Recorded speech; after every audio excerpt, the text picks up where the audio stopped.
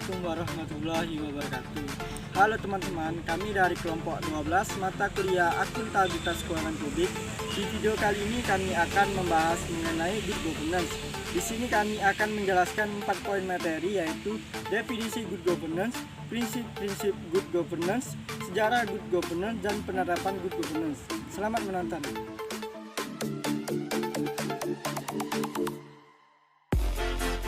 Teman-teman, baiklah saya akan menjelaskan terlebih dahulu apa sih good government itu.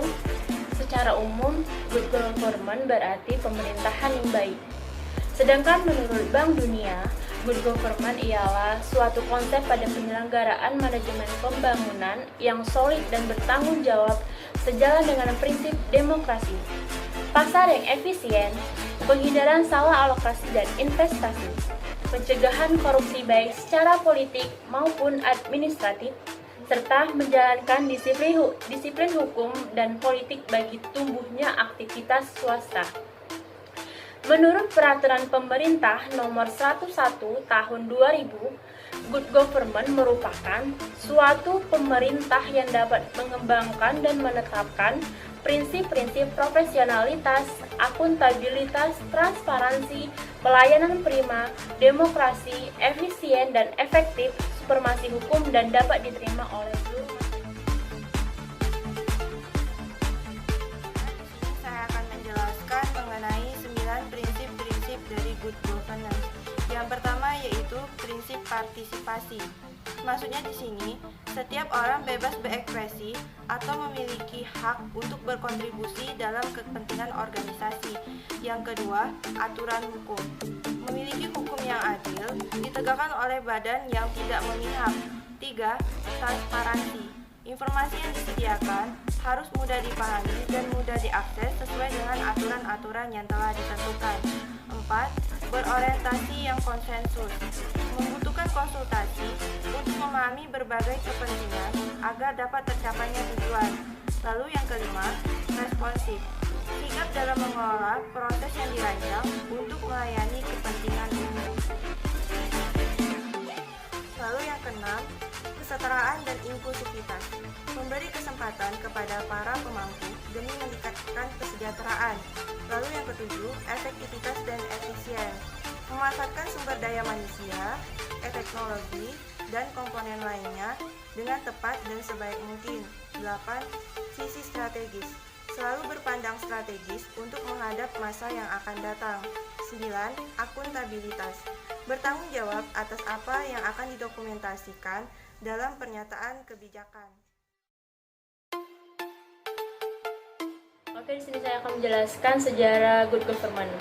Pada awalnya, abad ke-20 yang ditandai dengan konsolidasi pemerintahan demokrasi di dunia barat. Pada tahap kedua yang berlangsung pada pasca Perang Dunia ke-1, di mana semakin menguatnya peran pemerintah. Pemerintah mulai tampil dominan yang melancarkan regulasi politik, redistribusi ekonomi, dan kontrol yang kuat terhadap ruang politik dalam masyarakat. Tahap ketiga pada tahun 1960-an sampai 1970-an.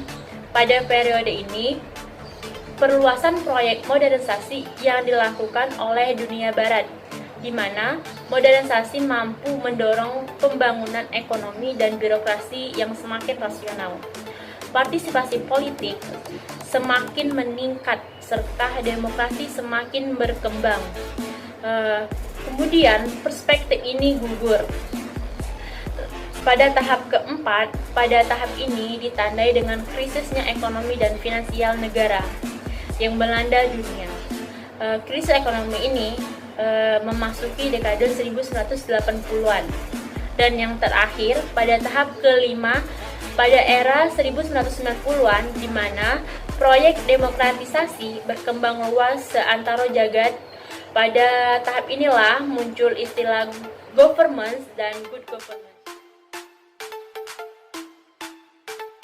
Lalu yang terakhir ada penerapan good governance.